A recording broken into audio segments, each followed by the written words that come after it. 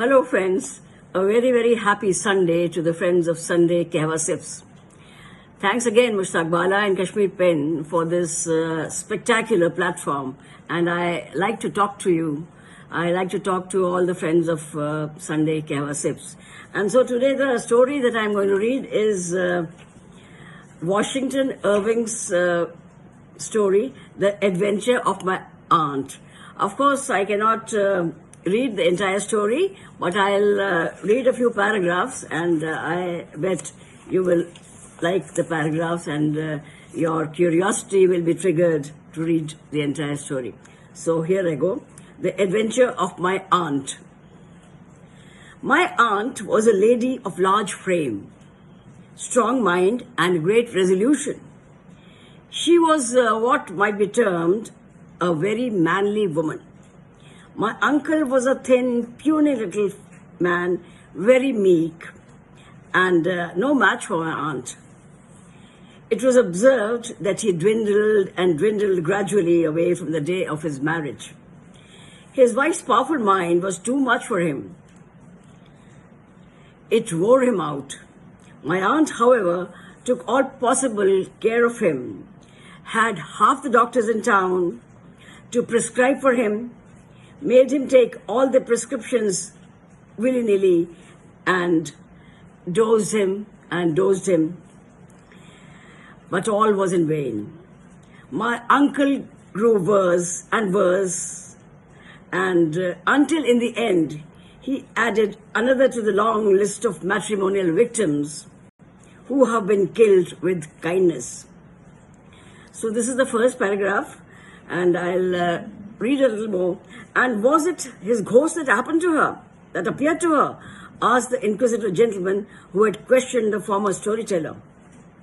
You shall hear, replied the narrator. My aunt took on mightily for the death of her poor dear husband. Perhaps she had felt some compunction at having given him so much of medicines and nursed him into the grave. At any rate, she did all that she could do to honor his memory.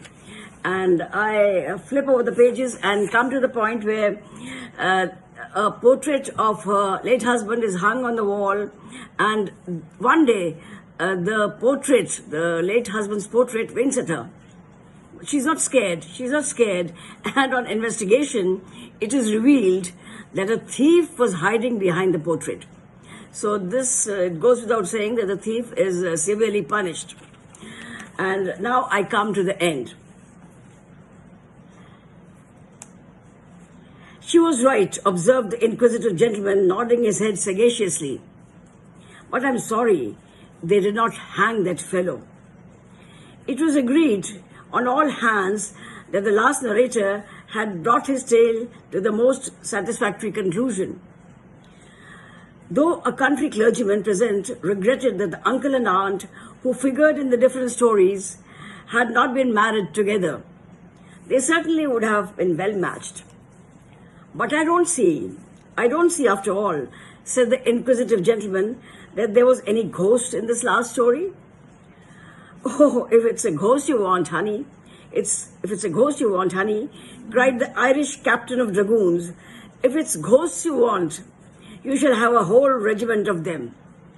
And since these gentlemen have been giving the adventures of their uncles and aunts, faith, and I'll even give you a chapter 2 out of my own family history.